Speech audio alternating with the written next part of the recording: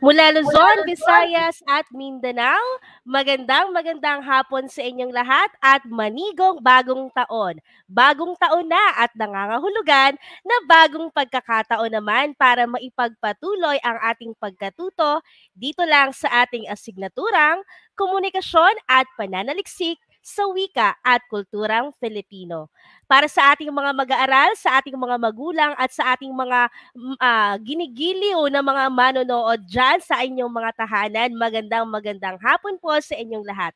At ako po si Tutor Angel at narito po bumibisita sa atin ang ating mahal na si Tutor Vida. Hello po Tutor Vida, magandang hapon po. Hello, Tutor Angel. Magandang hapon sa mga nanonood sa atin ngayong araw na ito. Happy New Year everyone! Isa na naman itong panibagong linggo para sa ating taong 2022 at tiyak na marami silang matututuhan mula sa ating mga volunteer tutors. Yan, Tutor Angel, ano ba? Maraming salamat po sa pagbisita. Opo, yes. Tama po ano. Maraming salamat din. Opo, maraming salamat Tutor Vida at tulad nga ng nabanggit ni Tutor Vida ay ngayong bagong taon ay napakaraming mga bago. Hindi lang bago ang aralin natin kundi mga bagong karanasan at bagong kaalaman ang naghihintay para sa atin ngayong 2022 at ayan na nga, tulad ng nakikita ninyo sa inyong screen, tayo ngayon ay nasa ika-6 ng linggo o ika-6 na ng module para sa ating ikalawang markahan. At syempre, bago natin ipakilala ang magiging paksa natin para sa hapon na ito, binabati ko ang lahat ng mga mag-aaral, lahat ng mga nagsisikomentan dyan sa ating Facebook Live at sa ating YouTube Live. Nakikita ko dito, good day daw or good afternoon din po sa inyo, Ma'am Jeline Joy Ulubalang Joloan at ang ilan sa aking mga mag-aaral mula sa Division of Caloocan City, Sampaguita High School. Magandang hapon po sa inyong lahat. At wag na nga po nating patagalin pa. Excited na akong muling makasama kayo virtually dito sa ating Itulay session. At para sa ating ika-6 na linggo o ika-6 na module, tara talakayin natin ang ating paksa na may kinalaman sa rehistro at variety ng wika. At samahan niyo akong lahat sa pag-alam ng ating kasanayang pampagkatuto at sa mga layunin sa hapon na ito. Ayan. So narito, ano ba ang pinaka-focus na kasanayan na lilinangin natin pagkatapos ng ating pagtalakay? Hayaan niyong basahin ko. Inaasahan na kayo ay natutukoy ang iba't ibang rehistro at variety ng wika na ginagamit sa iba't ibang sitwasyon tulad ng medisina, abogasya, media, social media, inhenyeriya, negosyo at iba pa sa pamamagitan ng pagtatala ng mga terminong ginamit sa mga larangang ito. At para magawa natin yan, narito ang iba't iba pang mga tiyak na layunin sa araw na ito. Una, natutukoy kung anong propesyon, gawain o larangan ang nakatalang mga termino o mga jargon. Pangalawa ay naikaklasipika ang mga salita ayon sa disiplina o larangang pinaggagamitan ng mga ito. At para kumpletuhin ang ating mga layunin ngayon, para sa ikatlo, napahahalagahan ang variety sa iba't ibang sitwasyon. Kung mapapansin ninyo, ang ating mga layunin sa hapon na ito ay nagbibigay tuon sa tinatawag natin na mga variety ng wika at rehistro ng wika. Alam ko na nananabik na rin kayong alamin kung ano nga ba ang mga variety ng wika na ito. Pero hayaan yung batiin ko pa ang ilan sa mga pumapasok pa at nagko-comment pa dito sa ating comment section. Magandang hapon sa inyo. Magandang hapon, Karen Liza Sorino. Hello sa inyo. At nandyan din si Marshall Bulan Bakay. Magandang hapon din sa inyo, sa iyo. At sa mga dumadating pa, sige, pasok lang kayo dito sa ating komunikasyon at pananaliksik sa wika at kulturang Filipino. At ngayon nga, mga mag-aaral, mas mainam bilang pagsisimula ng ating pagtalakay ngayong hapon na ito, magkaroon muna tayo ng paunang gawain na susukat sa ating paunang kaalaman tungkol sa magiging paksa natin ngayong hapon. At para masimula ng ating gawain, tayo ngayon ay magkakaroon ng tinatawag nating Pilipino. Ayan, lahat tayo mga Pilipino at tayo ngayon ay pipili at pipinuhin natin ang ating mga kaalaman tungkol sa variety ng wika. Ayan, paano ba natin gagawin ang Pilipino? Bakit kaya may on button at may off button? Ano kaya ang kaugnayan nito sa ating gagawin? Tara, basahin natin ang panuto. Narito ang ating gagawin.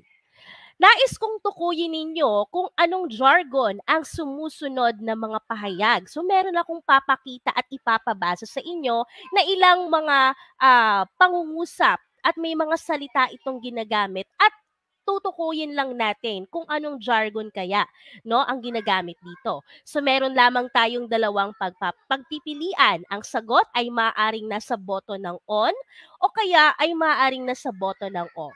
I-comment lang mga mag-aaral ang inyong mga magiging sagot at babasahin natin yan at tutukuyin natin ang inyong mga kasagutan. Kaya naman, alam kong handang-handa na kayo para sa ating gawain. Kung gaano tayo nag-ingay noong bagong taon, paingayin din natin ang ating comment section para sa inyong pagsagot. Kaya tara na, simulan na natin ang ating Pilipino.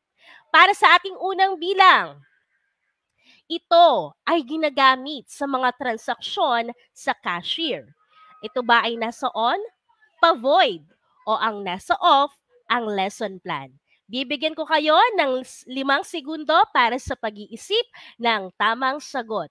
Malamang ay kapag pumupunta kayo sa mga supermarket o mga pamilihan o mga hypermarket, naririnig ninyo ang jargon na ito. Tingnan natin ano kaya ang tamang sagot.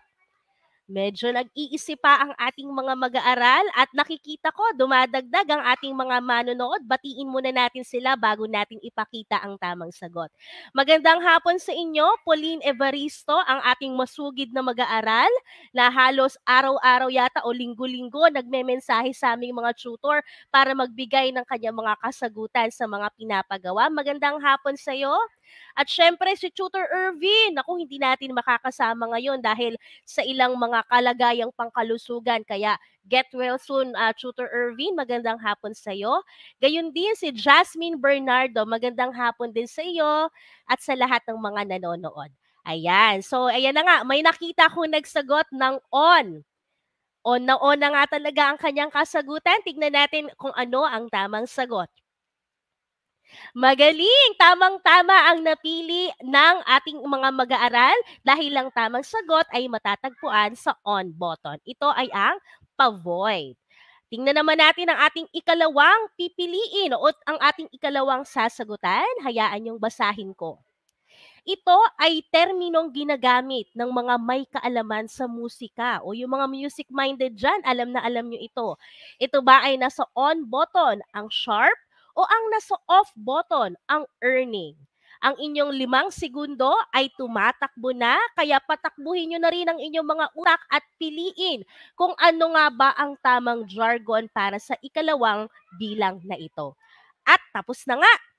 Nakikita ko may mga nagko-komento pa rin dito sa ating comment section. Nandiyan si Juliana May Amboy at si Pauline Evaristo. Kitang-kita ko malalaking titik O at titik N ang kanilang kasagutan. At nandito rin ang aking kasamahang guro mula sa Sampaguita High School. Hello po, Ma'am Melly Rose Bulataw, at ang kanyang sagot ay sharp. Tignan nga natin kung tama ang kanyang kasagutan. At wala na ngang iba. Tama, ang tamang sagot ay nasa button ng on. Magaling. Tignan natin ang ating ikatlo para sa ating Pilipino. Basahin natin. Ito naman daw ay ginagamit ng mga aktor, ng mga nurse, o ng mga taong may kinalaman sa medisina. Ulitin ko lamang ha, ginagamit ng mga doktor, ng mga nurse, at ng mga taong may kinalaman sa larangan ng medisina. Ito ba ay ang salitang konstitusyon na nasa on button o ang check-up na nasa off button? Ang 5 segundo ay muling tumatakbo para sa inyong pagsagot. Comment na mga mag-aaral, ano kaya ang tamang kasagutan? At nakikita natin, tapos na ang ating oras at nakikita ko medyo marami na tayong mga mag-aaral na sumasagot dito at nakikita ko ay ang tamang nakikita ko dito mga sagot ay puro off. malalaking titik na OFF. At tignan nga natin kung tama nga ba na check up at mukhang kailangan ko rin ito, no? Dahil lahat tayo ay nagkakasakit na. Pero okay lang yan, tuloy pa rin ang buhay dahil tama. Ang tamang sagot ay nasa off button, ang check up. Magaling, mahusay. Tignan naman natin ang ating ika-4 na sasagutan. Basahin natin na. Ang terminong ito ay ginagamit ng mga may kaalaman sa computer o mga techie, mga netizen natin dyan at yung mga magagaling sa gadgets. Ito ba ay jump shot na nasa on button o ang salitang download na nasa off button? Ang 5 segundo ay tumatakbo na tulad ng pagtakbo ng isang computer. Ano kaya ang tamang kasagutan dito? Comment na mga mag-aaral, on o off. Ayan! Meron ng mga nagsasagot dito sa ating comment section. May mga nagsasagot ng salita mismo, may mga nagsasagot din ng on at off. At nakikita ko, ang sagot ni Juliana at ni Pauline ay pawang off. Tingnan nga natin kung ito ba talaga ay download. Magaling! Tama ng pagpili ang mga nag-comment dahil tama, ang tamang sagot ay ang download. Okay, at para sa ating ikahuling tanong at para makumpleto ang ating Pilipino ngayong hapon na ito daw ay ginagamit ng mga may katungkulan o mga employer sa isang tanggapan kung lumiliban ng matagal nang walang paalam. O ito, mga mag-aaral dyan na pala absent, pag ginawa ninyo ito sa inyong trabaho, ano ang mangyayari sa inyo? Ito ba ay nasa on, sick leave, o ang off, AWOL? Ano kaya ito? Bibigyan ko kayo ng 5 segundo para piliin. Maaring baka narinig nyo na ito sa inyong kakilala o sa mga magulang ninyo o sa iba pang tao at nakakalungkot ito. Ano kaya ang tamang sagot? O, dito si Jasmine, nagsagot siya ng off pero may question mark, may tandang pananong. Siguro hindi pa sigurado si Jasmine, no? Pero tingnan natin kung tama ba ang kanyang hula. Gayon din ang sagot ni Juliana May at ni Pauline, off din ang kanilang kasagutan, ang AWOL. Tignan nga natin. Ayan. So, hindi lumalabas pero, tignan natin ulit Ayan. Sorry, nagkamali ng pindot pero tama ang inyong mga sagot. Ito ay ang nasa off, ang AWOL. Okay? So, maraming salamat pagbati sa inyong lahat para sa inyong pagsagot dito sa ating Pilipino. So, pauna pa lang yan, nakikita na natin na kahit papaano ay meron na kayong kaalaman tungkol sa mga jargon bilang bahagi ng tinatawag natin na variety ng wika o ng rehistro ng wika. Pero ano nga ba talaga ang tinatawag natin na variety ng wika?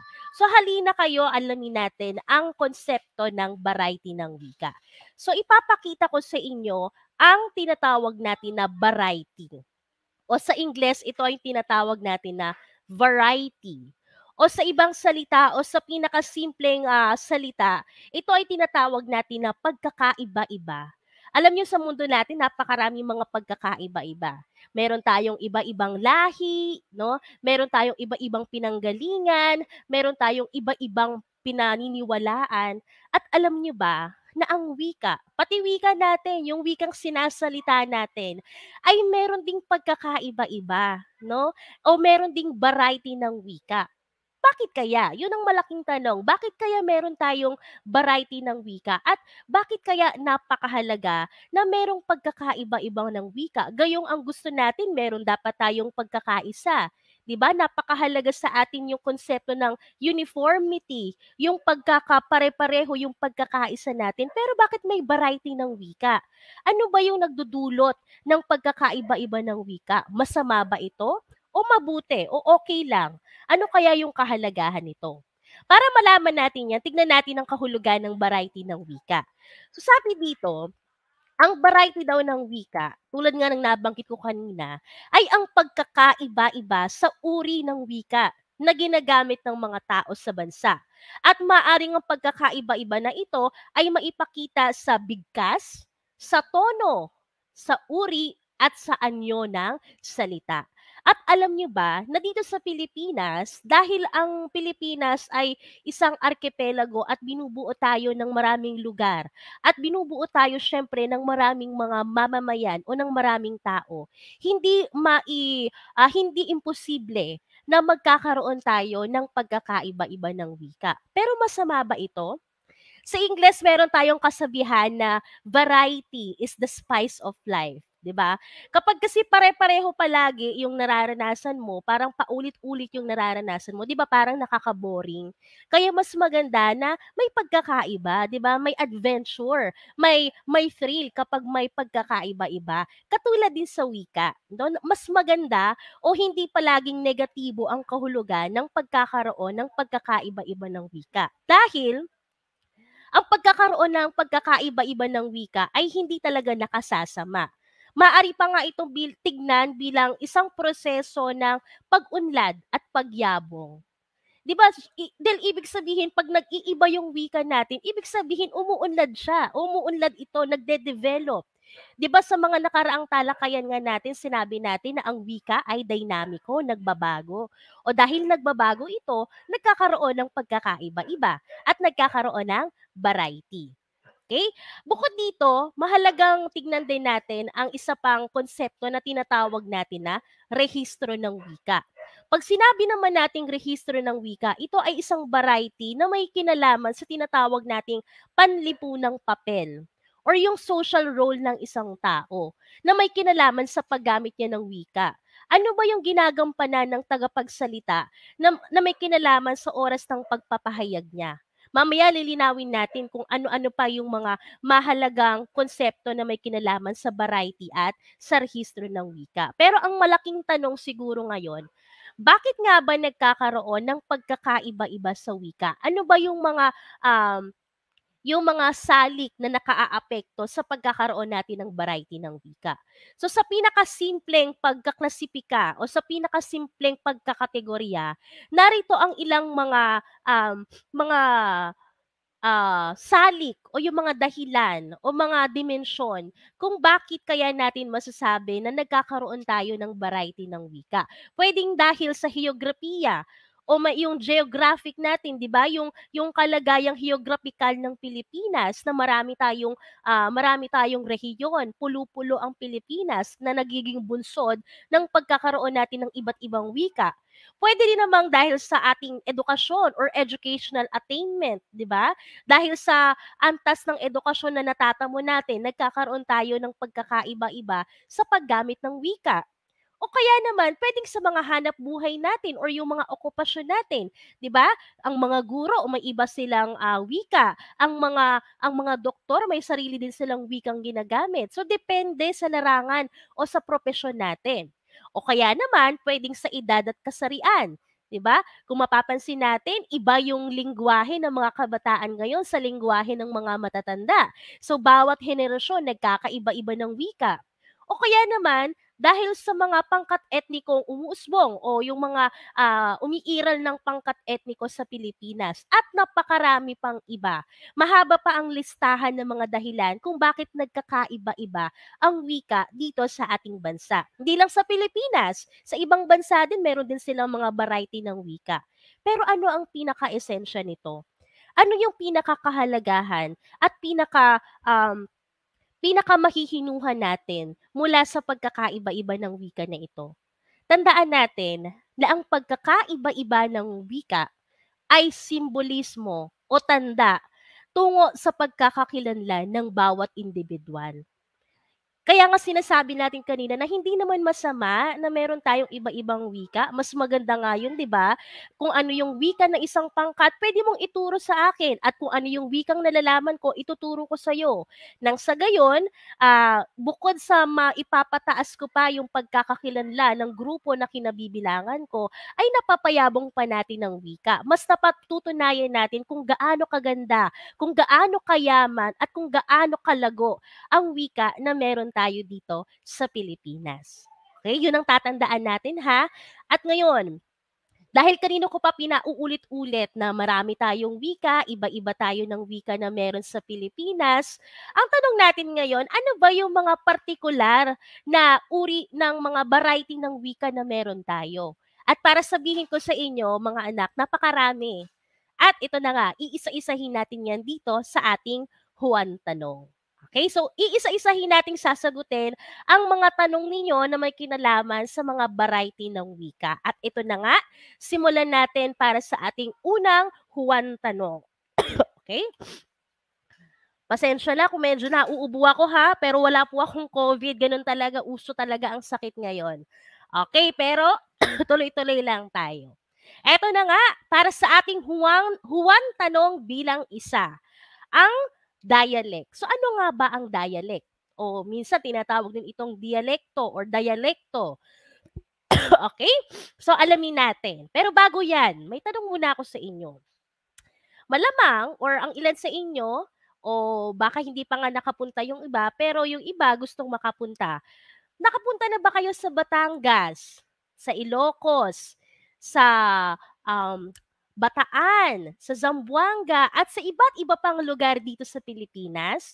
Kung oo ang inyong sagot, napapansin niyo ba yung pagkakaiba-iba sa wika na ginagamit nila, sa punto ng pagsasalita nila, sa intonasyon ng kanilang pagbabanggit ng mga pangungusap at ng mga salita?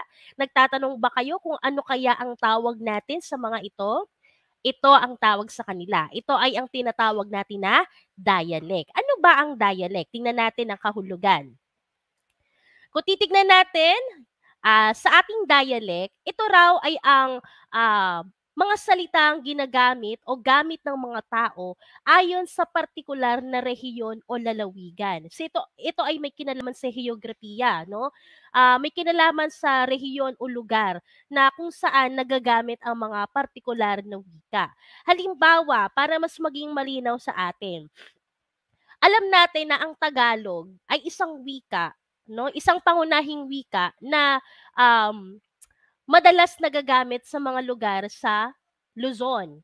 Pero kung titignan natin at kung makakapunta tayo sa ibang mga partikular na lugar sa Luzon, halimbawa sa Batangas, sa Bulacan, sa Bataan, at iba't iba pa, mapapansin natin na bagamat pare-pareho silang gumagamit ng wikang Tagalog, ay may pagkakaiba pa rin sa usapin ng punto, sa usapin ng intonasyon, kung paano nila binibigkas yung mga pangungusap nila. Minsan pa nga may nadadagdag na mga pantig o mga ilang kakaibang salita sa kanila, no? Ang tawag natin doon ay mga dialect.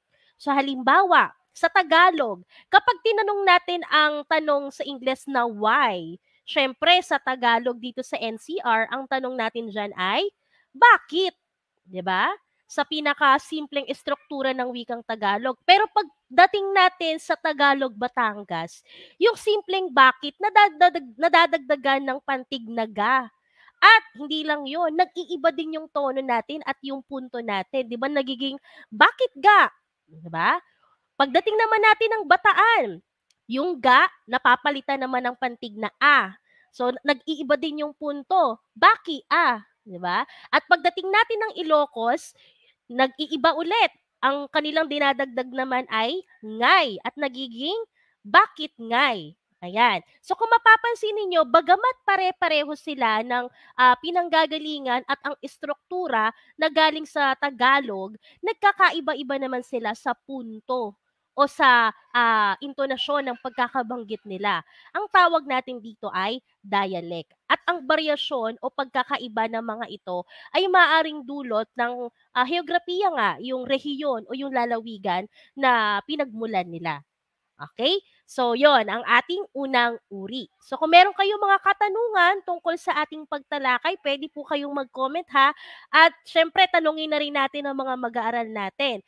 Dahil napag-uusapan na rin lang natin ng dialect, pwede bang i-comment ninyo sa ating comment section saang mga lalawigan ba kayo nang galing at i-flex nyo na kung ano ang wika o dialect na sinasalita sa inyong mga probinsya. Yan, sige, comment lang kayo dyan, mga mag-aaral natin. Mamaya, babasahin natin yung mga nagkokomento. At habang nagkokomento kayo ng inyong mga lugar o mga lalawigan na pinagmulan, tungo tayo sa ating ikalawang Juan Tanong. At ang ikalawa nating huwan tanong, ano naman kaya ang tinatawag natin na idiolect? Ito ang ating ikalawang uri ng variety ng wika. Ano naman kaya ang idiolect? So tingnan natin. Ayan. Bago ko talakayin ang idiolect, nakikilala niyo ba sila Noli de Castro dahil sa kanyang sikat na pahayag na magandang gabi bayan? O kaya naman ang kilalang-kilalang ekspresyon ng ating journalist na si Mike Enriquez na, "Excuse me po," matapos ang kanyang pag-upo? O ang komedyanteng si Rufa May Quinto na kilalang-kilala sa kanyang kakulitan at sa kanyang ekspresyon na to the highest level na talaga 'to. Kung mapapansin natin, itong mga tao na ito ay mga sikat at kilalang tao at kilala rin sa kanilang paraan ng paggamit ng wika. At alam niyo ba na yung ganitong sitwasyon ay nagpapakita ng konsepto ng tinatawag natin na idiolect. Dahil 'pag sinabi nating idiolect, bawat individual ay may sarili tayong estilo ng pamamahayag o estilo ng pananalita na naiiba sa bawat isa. Kung mapapansin niyo, yung paraan ng pagsasalita ni Noli de Castro ay kaiba sa paraan ng pagsasalita ni Mike Enriquez. Dahil bawat isa sa atin may sari-sarili tayong paraan, may sari-sarili tayong estilo kung papaano natin ipapahayag yung sarili natin. At kadalasan, yung mga estilo na ito yung nagbibigay sa atin ng pagkakakilanlan. Kaya nga 'di ba ngayon 'pag narinig natin yung expression na, "Excuse me po," ang una agad nating naiisip si Mike Enriquez kasi yun na yung kanyang naging estilo. Yun ay tinatawag natin na mga idiolect. At tatandaan natin mga mag-aaral na kapag pinag-uusapan natin ng idiolect, mahalagang tandaan ng salitang estilo. Ibig sabihin, ang lahat ng tao ay mayroong tinatawag na kakaiba o unique na paraan kung paano tayo nakikipag-usap sa iba, paano tayo nagsasalita. Okay? Yan. So sana maliwanag na sa atin ang tinatawag natin na idiolect. Okay, so habang tumutungo tayo at sinasagutan natin ang ating mga huwan tanong, nakikita ko dito ang mga nag-comment. Ayan, so si Ryan Niña Angela Tercero, magandang hapon sa iyo. Si Anacleta Garbanzo, so siya naman ay galing sa Negros Occidental. So yan ang kanyang lalawigan, magandang hapon. At si Lynn Reguyal, magandang hapon, mula po siya sa Lanao National High School. So napakarami nating mga nakakasama ngayon mula sa iba't ibang rehiyon at mula sa iba't ibang lalawigan. Ayan, okay. So ngayon, tungo tayo sa ating ikatlong huwan tanong. So ang ikatlong huwan tanong naman natin, ano naman kaya ang tinatawag natin na sociolect bilang isang uri pa rin ng variety ng wika? So alamin natin. Ayan. So pag sinabi naman nating sociolect, ang tatandaan nyo lang dito ay ito yung uri ng variety ng wika kung saan ginagamit ito ng partikular na grupo ng tao. Kaya nga 'di ba sociolect may kinalaman sa social. Ano ba yung mga lipunan o grupo ng tao na ginagalawan natin at ano ba yung wika na madalas na ginagamit natin bilang isang grupo? Ang tawag natin doon ay sociolect. At ang mga salitang ito ay kadalasan may kinalaman sa iba't ibang salik. Pwedeng may kinalaman sa edad, 'di ba? Yung mga magbabarkada na magkakapareho ng edad, may sarili silang wika. O kaya naman pwedeng sa kasarian, 'di ba? Halimbawa, yung mga LGBT community natin, may sarili silang pamamaraan ng pananalita. O kaya naman yung mga katayuang sosyo-ekonomiko, 'di ba? Yung mga mayayaman, yung mga galing sa mga malalaking kumpanya, iba ang paraan ng pananalita nila kumpara naman natin sa mga nagtatrabaho sa pabrika, 'di ba? May kinalaman sa hanap buhay. Sa makatuwid, napakaraming mga grupo ng tao sa lugar natin o sa bansa natin at yung mga grupo ng tao na ito ay nagkakaiba-iba din sila ng wika na ginagamit. Halimbawa, tignan natin yung halimbawang nakalagay dito. So sabi dito, yung una, "Pare, wala na akong pera." 'No? Pero anong paling nasa taas, sabi dito, "Repa Pips, ala na akong datong eh." Ano bang uri ng wika ito, 'di ba? Ito yung mga wikang balbal, yung mga wikang naririnig natin sa mga kalye, sa mga kanto, 'no? Ito yung mga, ito yung mga wikang slang kung tawagin natin sa Ingles. At ito, ginagamit ito ng mga grupo ng mga tao na magbabarkada sa labas. Ito naman, yung pangalawa, yung let's make kain na o yung mas kilala natin sa tawag ng mga konyo. 'Di ba, saan ba ito natin madalas naririnig?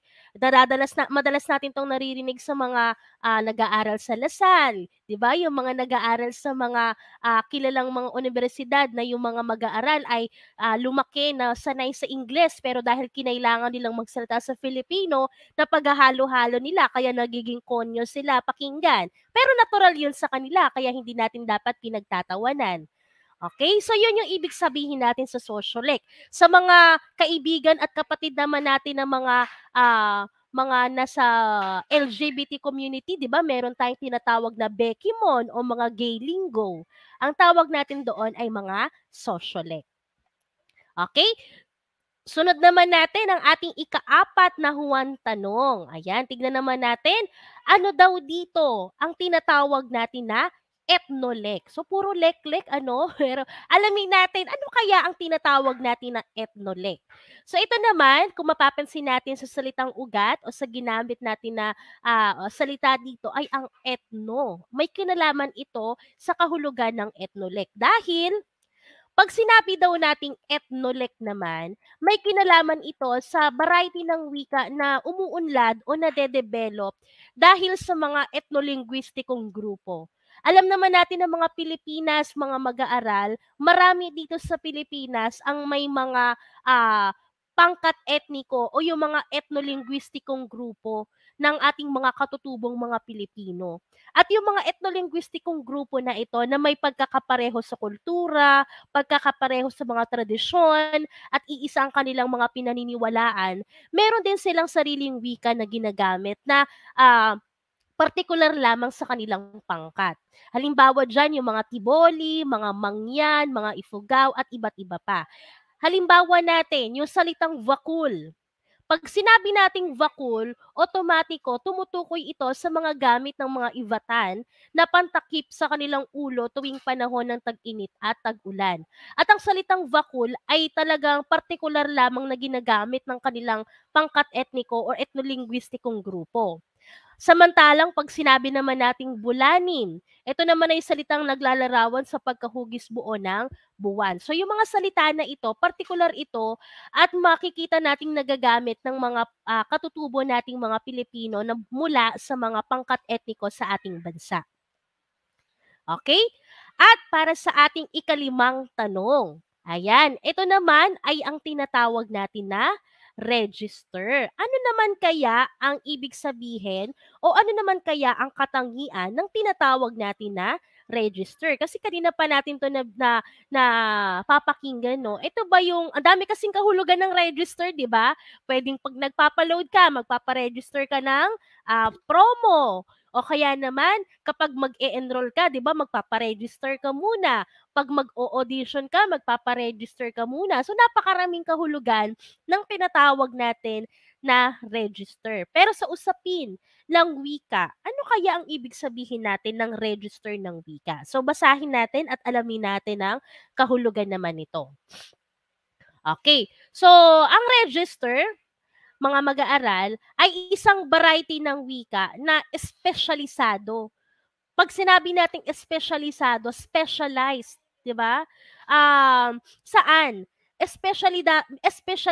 Espesyalisado itong ginagamit ng isang partikular na domain o ng isang partikular na larangan o ng isang partikular na propesyon. Kung mapapansin ninyo, yung bawat larangan o bawat propesyon, 'di ba may mga salita tayo um, na kakaiba lang para sa atin. Halimbawa, sa mga guro, siyempre guro lang naman ang gumagamit ng lesson plan. Kami lang naman ang gumagamit ng mga salitang curriculum, ng test, ng textbook at iba pa. At siyempre, hindi natin madalas itong naririnig kapag ang nag-uusap ay mga pulis. Wala naman silang lesson plan, di ba? Hindi rin natin ito maririnig sa mga doktor kasi wala rin namang lesson plan. Kasi yung mga doktor at mga pulis, may sarili din silang register. 'Di ba? Halimbawa sa mga doktor, ano yung mga madalas nating naririnig sa kanila? Mga reseta, mga ano pa bang tawag doon, dextrose, mga gamot at iba't iba pa. Sa abogado naman, madalas nating naririnig yung mga salitang exhibit, suspect, appeal, court, justice, complainant at iba pa. Pero kung mapapansin ninyo sa mga register na ito, mahalagang maging maingat tayo sa tamang konteksto ng salita. Halimbawa, yung court. Minsan kasi, 'di ba, maraming kahulugan ng court. Mamaya baka malito ka na ano ba 'yung tinutukoy na court dito kasi pwedeng yung court ay maging register sa larangan ng abogado o kaya naman ay maaari din siyang mapasailalim sa larangan naman ng physical education kasi may court din sa basketball, 'di ba? At marami pang iba, halimbawa yung salitang operasyon. Yung operasyon pwede siyang maging nasa ilalim ng makina, yung 'pag nag-ooperate tayo ng mga makina o sa larangan ng paggawa.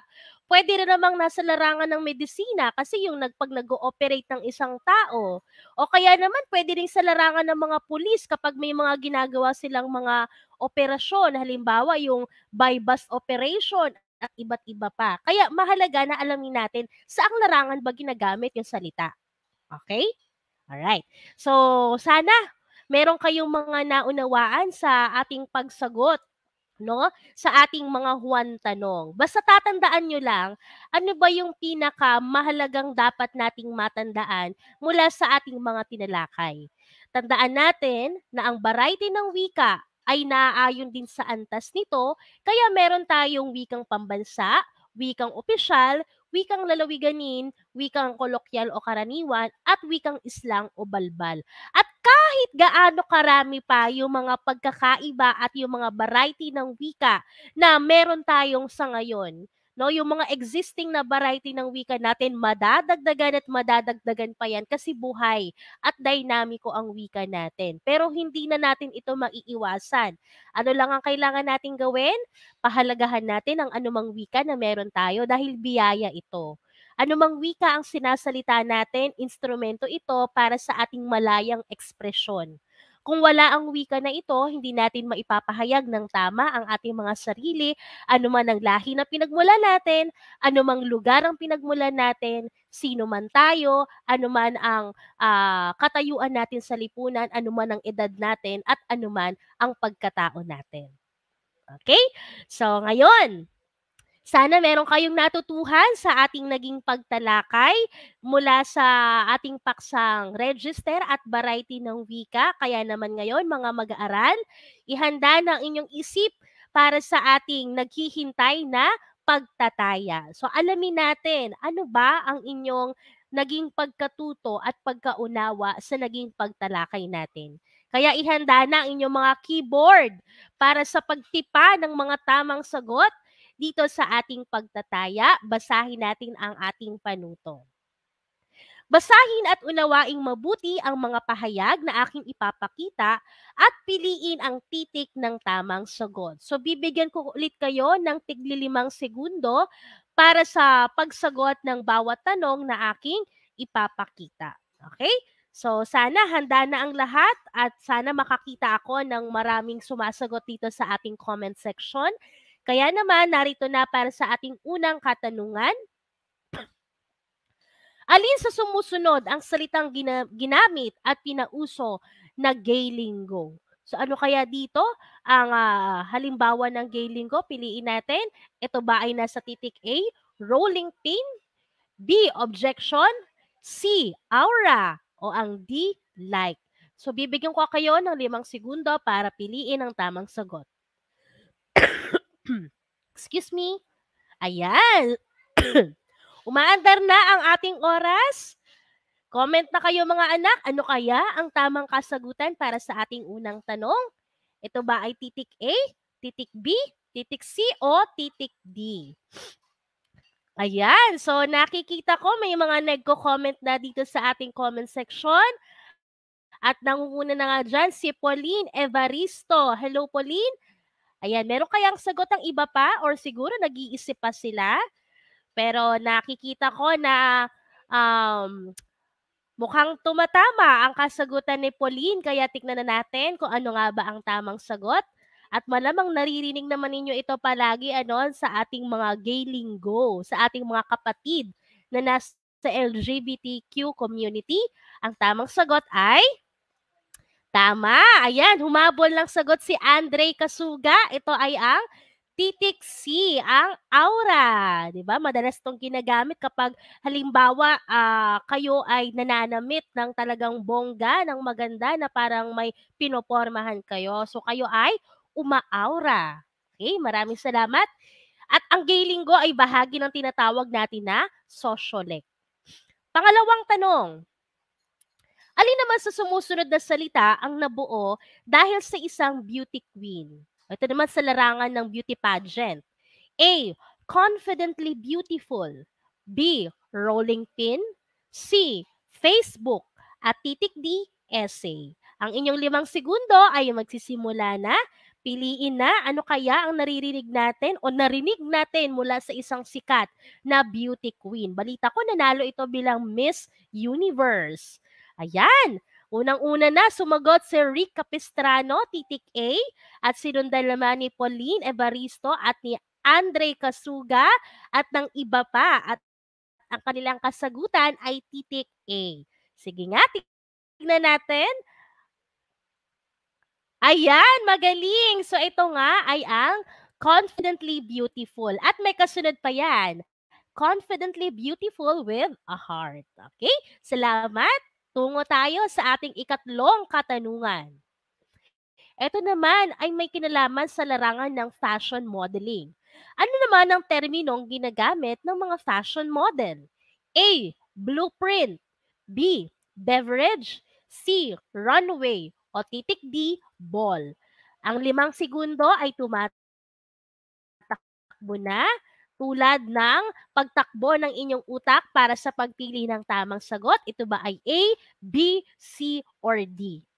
Ayan, magandang hapon sa iyo, Kevin A. Guno. At sa mga patuloy pang sumasagot, si Kimberly, si Ben, si Rick, si Pauline, at si Andre. At halos lahat sila ang sinasagot ay titik C, ang runway. Ano nga ba? Ayan, humabol pa si Jasly at saka si Angelica Dalisay. Tignan natin kung ito nga ba ang tamang kasagutan. Siyempre, tamang-tama, ito ay ang runway kung saan rumarampa ang ating mga fashion model. Okay, ika-4 na tanong. Para sa mga mahilig sa computer, ano naman ang salitang ginagamit ng mga mahilig sa computer na tulad ninyo? A. Blackboard. B. Software. C. iObject. O titik D. Coach. Ano naman kaya ang tamang kasagutan dito? Tignan natin, bibigyan ko kayo ng 5 segundo para sa pagpili ng tamang sagot. Comment na mga mag-aaral, ano kaya ang inyong kasagutan? Ayan, tapos na at nakikita ko, pinangungunahan ni Rick Capistrano, Ben Cando, Pauline Evaristo, Andromel Natanawan, Angelica Dalisay, Jasly, si Cephus, si Rick, si Jasmine, si Andre, si Kimberly, halos lahat. Titik B ang tamang, ang kanilang kasagutan, ang salitang software. Ayan, tignan natin, tama nga ba? Siyempre, tamang-tama dahil ang tamang sagot ay software. Bakit kaya? Siyempre, yung blackboard para sa mga guro. Yung pahayag naman na iObject para naman sa mga abogado.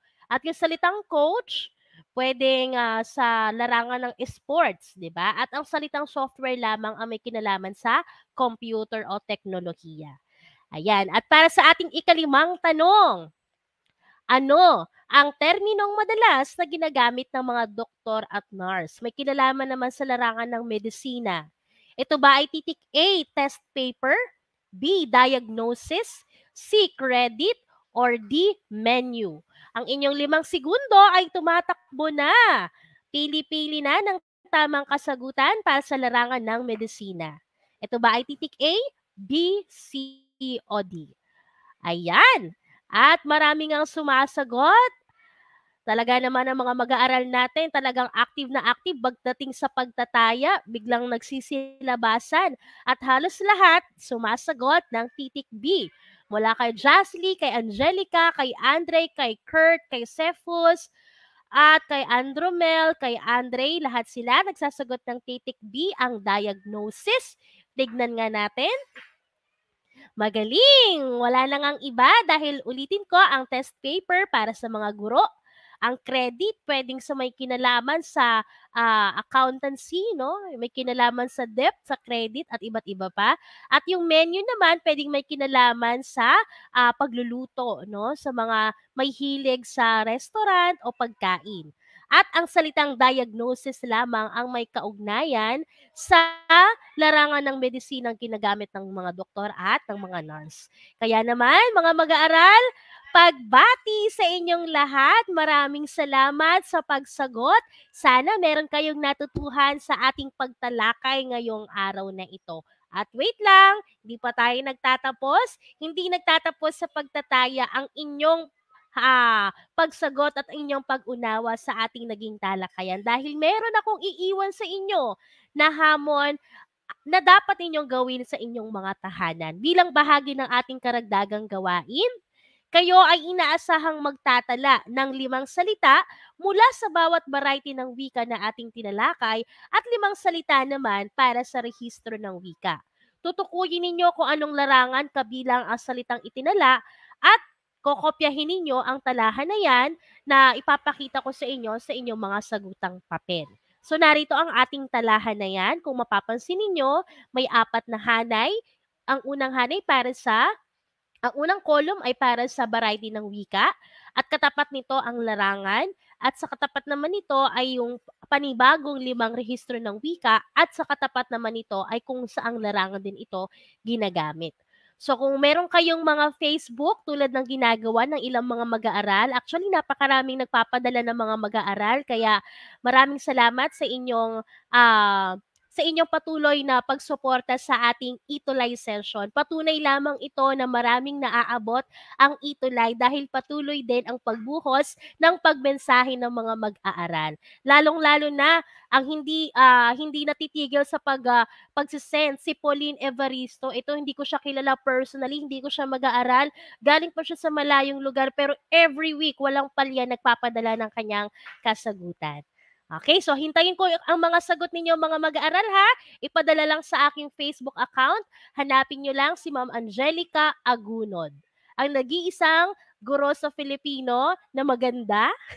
Siyempre maraming maganda sa Caloocan pero nag-iisa lang ang Angelica Agunod sa STO Caloocan City. Hanapin nyo lang ako sa Facebook at ipadala na ang inyong mga kasagutan.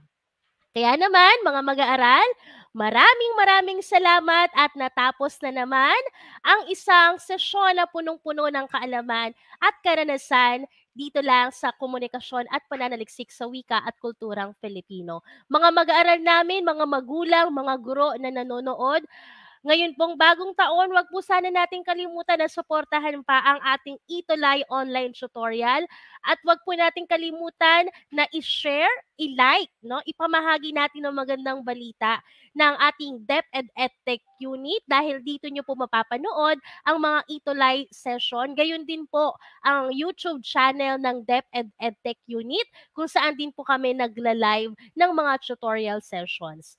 Kaya naman, muli magandang hapon sa inyong lahat. Manigong bagong taon. Ako po muli si Tutor Angel. Magkita-kita po tayo sa susunod na linggo dito lamang sa DepEd Itulay. Maraming salamat at paalam sa inyong lahat.